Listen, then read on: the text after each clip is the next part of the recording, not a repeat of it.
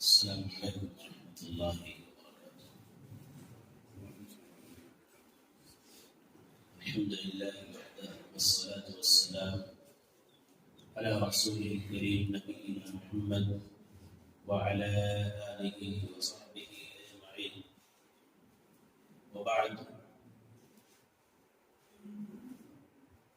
قال الله عز وجل: إنما يعمر مساجد الله من آمن بالله واليوم الآخر وأقام الصلاة وآتى الزكاة ولم يخش إلا الله وعسى أولئك أن يكونوا من المهتدين. برادر الإسلام، ماقبل درس میں اس سے پہلے دروس میں چند باتیں مسجد کے آداب اور احکام کے سلسلے میں آ چکی ہے، اور یہ بتایا جا چکا ہے کہ مسجد کے احکام کا کیا مطلب ہوتا ہے، آداب کا کیا مطلب ہوتا ہے، اور کن آداب کا پاس و لحاظ کرنا مسجد میں آنے کے وقت، مسجد میں داخلے کے وقت میں کرنا۔ انہی آداب میں سے ایک ادب کل کے درس میں یہ بھی آئی تھی کہ جب ایک آدمی، ایک مسلمان، ایک مومن اپنے گھر سے مسجد کے لیے آئے تو ایسی صورت میں زیب و زینت اختیار کر کے آئے۔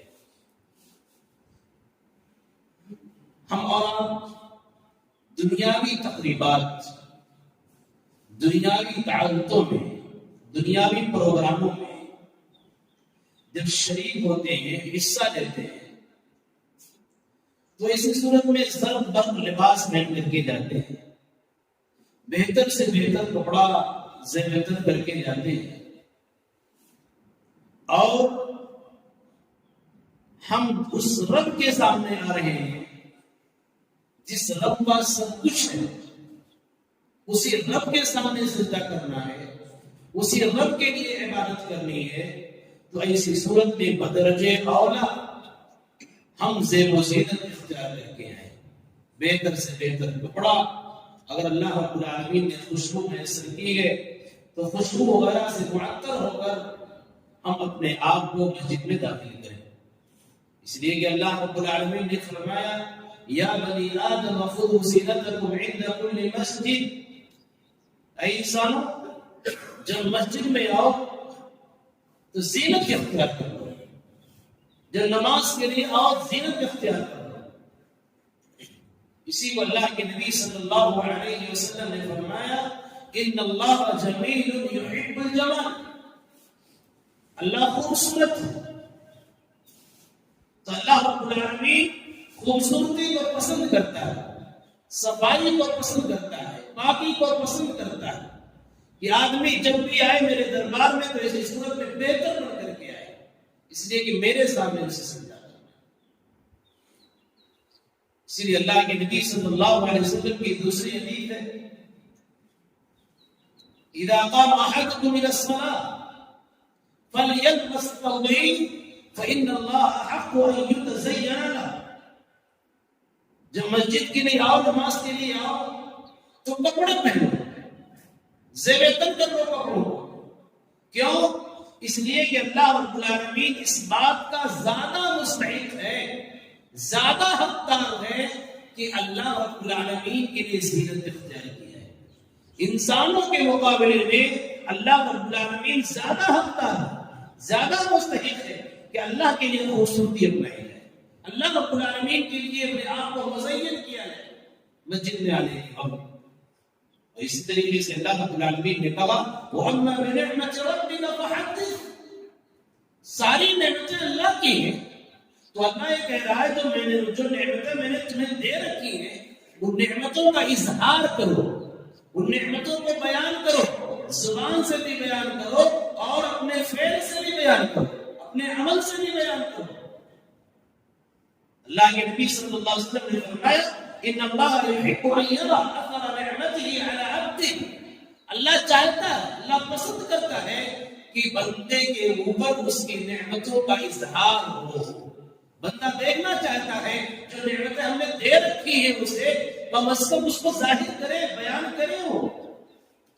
اس لیے مسجد کے آداب میں سے ایک بنیادی ادب یہ ہے کہ مسجد میں آنے کے وقت ہمیں ایسے کپڑوں کو سے بدل کرنا چاہیے جو بہتر ہوں، اچھے ہوں، گندے نہ ہو، بدبو سے نہ آ رہی ہو۔ یہ مسجد کے آداب میں سے بنیادی ادب ہے۔ اسی طریقے سے مسجد کے آداب میں بنیادی ادب یہ بھی ہے کہ مسجد میں جب آپ آئیں تو صرف اللہ رب العالمین اس کے رسول صلی اللہ علیہ وسلم کی باتوں کا ذکر ہو، دنیاوی باتیں آپ نہ لائیں۔ بالخصوص تجارت اور کاروبار کی بات آپ مسجد کے اندر نہیں کر سکتے، کسی سامان کے لین دین کی بات آپ نہیں کر سکتے۔ ارے بھائی گھڑی آپ نے کہاں سے لیا، مجھ کو بھی دلا دیجیے، کتنے کی ہے، مجھ کو دے دیجیے، اتنے میں دے دیجیے۔ آپ مسجد کے اندر تجارتی کاروبار اس طریقے کا معاملہ مسجد کے اندر نہیں کر سکتے۔ آپ بازار سے آئے تھکے مادے مسجد میں بیٹھے ہوئے ہیں اور اس کے بعد اپنے کاروبار پارٹنر کو بھی آپ نے مسجد کے اندر بلا لیا کہ مسجد میں آ جاؤ، یہی بات کر لیتے ہیں کاروبار کی۔ حرام ہے یہ، اللہ کے رسول صلی اللہ علیہ وسلم نے حرام قرار دی۔ آپ نے فرمایا اذا رأيتم من يبيع او يبتاع في المسجد فليقل لا اربح الله تجارته، کہ جب تم یہ دیکھو کوئی آدمی مسجد میں بیٹھ کر کے کاروبار کی بات کر رہا ہے، کسی سامان کے بیچنے اور خریدنے کی بات کر رہا ہے، تو ایسے شخص کے حق میں بددعا کر دو، لا اربح الله تجارته، اللہ تمہارے کاروبار میں برکت نہ دے۔ کتنی سخت وعید ہے کہ اگر کوئی آدمی مسجد میں بیٹھے ہوئے کاروبار کر رہا ہے، بیع و شرع کی بات کر رہا ہے، خریدنے اور بیچنے کی بات کر رہا ہے، تو شریعت دے رہی ہے بددعا دے دو کہ اللہ تمہارے تجارت میں برکت نہ دے۔ کیوں؟ اس لیے کہ یہ مسجد اللہ رب العالمین کے ذکر و اذکار کے لیے، عبادت کے لیے، سجدوں کے لیے، رکوع کے لیے، تلاوت قرآن کے لیے ہے، اعلاء کلمت اللہ کے لیے ہے۔ اس لیے اس مسجد کی تعمیر کی گئی۔ اسی طریقے سے مسجد کے آداب میں ایک بنیادی ادب یہ بھی ہے کہ کوئی بھی سامان، چاہے چھوٹا سامان ہو یا بڑا سامان، آپ مسجد سے اعلان نہیں کر سکتے کہ فلاں صاحب کسی کی گھڑی غائب ہو گئی، کسی کی موبائل غائب ہو گئی، کسی کا کوئی سامان غائب ہو گیا، آپ مسجد میں اس کا اعلان نہیں کر سکتے۔ اس لیے کہ مساجد کی تعمیر اس لیے نہیں کی گئی، مساجد کی تعمیر اللہ رب العالمین کی عبادت کے لیے کی گئی ہے۔ اسی لیے اللہ کے نبی صلی اللہ علیہ وسلم نے فرمایا من سمع رجلا ينشد ضالة في المسجد فليقل لا رد اللہ الیہ۔ جب یہ دیکھو کوئی آدمی کسی گمشدہ چیز کا اعلان کر رہا ہے، کسی غائب چیز کا اعلان کر رہا ہے کہ کس کا سامان ہے، سامان کی نوعیت کیے گئے، اس طریقے سے اعلان کر رہا ہے کسی گمشدہ چیز کا، تو ایسے شخص کے حق میں بھی یا اس سامان کے حق میں بھی بددعا کر دو، لا رد اللہ الیہ، اللہ اس سامان کو تمہاری طرف نہ لوٹائے، یعنی تم اس سامان کو نہ پاؤ۔ کتنی سخت وعید ہے۔ ہم سمجھتے ہیں اعلان ہی تو ہے، سارے لوگ آئے ہوئے ہیں، مسجد میں بیٹھے ہوئے ہیں، اعلان کرنے کا اچھا موقع ہے، اعلان کر دیا جائے۔ یہ نہیں دیکھتے کہ مسجد کی توہین ہو رہی ہے، یہ نہیں دیکھتے کہ مسجد کی بے عزتی ہو رہی ہے، مسجد کی تعمیر کا جو مقصد ہے وہ مقصد فوت ہو رہا ہے۔ اس لیے مساجد کے اندر نہ تو بیع و شرع کا کام ہو سکتا ہے اور نہ ہی کسی گمشدہ چیز کا اعلان کیا جا سکتا ہے۔ یہ ہمیشہ اس بات کو ملحوظ رکھنی چاہیے۔ حضرات گرامی، اسی طریقے سے مسجد میں جب ہم آئے تو اس صورت میں مسجد کا اپنا ایک ذاتی حق یہ بھی ہے کہ اگر آپ بیٹھنا چاہتے ہیں، کچھ دیر رہنا چاہتے ہیں، آرام کرنا چاہتے ہیں، تلاوت کرنا چاہتے ہیں، تو کم از کم پہلے 2 رکعت نماز ادا کریں۔ جس کو تحیۃ المسجد کہا جاتا ہے. اس نماز کو ادا کرنے کا تاکیدی حکم ہے. اللہ کے نبی صلی اللہ علیہ وسلم نے فرمایا اذا جلس احدكم اذا دخل احدكم المسجد فلا يجلس حتى يصلي ركعتين. جب مسجد کے اندر داخل ہو تو بغیر 2 رکعت نماز پڑھے ہوئے مت بیٹھو. یہ مسجد کا حکم ہے، تاکیدی حکم ہے. کتنے احکام ہوتے ہیں؟ مسجد سے باہر سے آئے وضو کیا آ کر کے بیٹھ گئے، باہر سے آئے اور آ کر کے بیٹھ گئے. مسجد کا کوئی ادب و احترام نہیں. یہ مسجد کا بنیادی حق ہے کہ آپ مسجد میں آ رہے ہیں تو کم از کم پہلے 2 رکعت تو ادا کر لیجیے. اور اللہ کے رسول صلی اللہ علیہ وسلم نے تو یہاں تک فرمایا، قیامت کی نشانی قرار دیا کہ ایک وقت ایسا آئے گا کہ آدمی مسجد کے سامان کا استعمال کرے گا، مسجد سے ہو کر کے گزرے گا، لیکن 2 رکعت نماز نہیں پڑھے گا. یہ قیامت کی نشانیوں میں سے ہے. اور آج ہم اس چیز کا مشاہدہ کر رہے ہیں کہ مسجد سے ساری چیزوں کا فائدہ اٹھایا جاتا ہے، لیکن مسجد میں بیٹھتے وقت 2 رکعت نماز پڑھنے کی توفیق ہمیں نہیں. ہم اس کا اہتمام نہیں کرتے. اسی لیے بعض اہل علم نے کہا کہ تحیۃ المسجد پڑھنا واجب ہے. ٹھیک ہے، تھوڑی دیر کے لیے اہل علم کے اختلاف میں ہم نہیں جاتے ہیں، لیکن اتنا تو ضرور مانیے کہ اللہ کے رسول صلی اللہ علیہ وسلم نے تاکیدی حکم بیان کیا ہے. گویا کہ مستحب نہیں ہے کہ آدمی مسجد کے اندر آئے تو 2 رکعت نماز پڑھے بغیر نہ بیٹھے. بالخصوص جمعہ کے دن جب امام مسجد پر ممبر پر بیٹھ چکے ہوں، اب کوئی شخص آئے امام کے بیٹھنے کے بعد ممبر پر تو 2 رکعت نماز پڑھے بغیر نہ بیٹھے.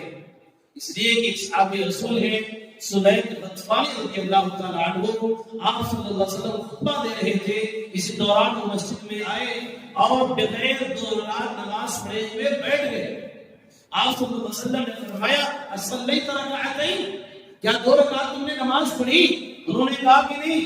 آپ صلی اللہ علیہ وسلم نے فرمایا قم، کھڑے ہو اور 2 رکعت نماز پڑھو. آپ نے کھڑا کیا ایسے شخص کو جو بغیر 2 رکعت نماز پڑھے بیٹھ گیا.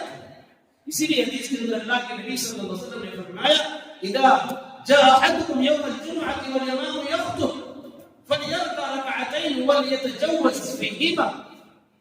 جب کوئی آئے جمعہ کے دن اس حالت میں کہ امام خطبہ دے رہا، امام نصیحت کر رہا لوگوں کو، فليركع ركعتين، تو اسے چاہیے کہ 2 رکعت نماز پڑھے.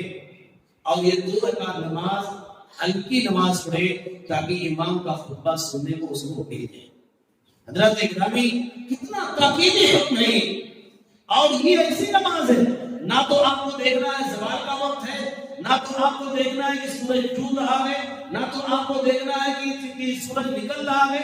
یعنی اوقات ممنوعہ یا اوقات مکروہہ جو ہیں، ان اوقات میں بھی اس نماز کو آپ کے لیے پڑھنا مستحب ہے. ان اوقات میں بھی آپ پڑھ سکتے ہیں. ان اوقات میں نماز پڑھنا درست نہیں، لیکن یہ سببی نماز ہے. یہ سببی نماز ہے. سبب کیا ہے؟ مسجد میں داخل ہونا.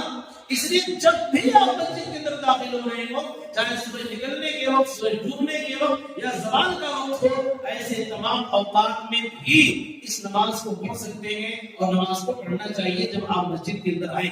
لہذا ہمارے اور آپ لوگوں نے ذمہ داری عائد ہوتی کہ ہم جہاں بہت سارے حقوق کو، بہت سارے مسائل کو جانتے ہیں، ایسے ہی اللہ رب العالمین کے گھر کے سلسلے میں بھی جو آداب ہیں، جو احکام ہیں، اس کو جاننے کی ضرورت ہے اور اس پر عمل برتنے کی ضرورت ہے. اللہ رب العالمین سے دعا ہے کہ رب العالمین ہم تمام لوگوں کو مسجد کے آداب اور احکام کو جاننے اور اس پر عمل کرنے کی توفیق عطا فرما. آمین. تقبل یا رب العالمین. اقول قولی هذا واستغفر الله لي ولكم ولسائر المسلمين.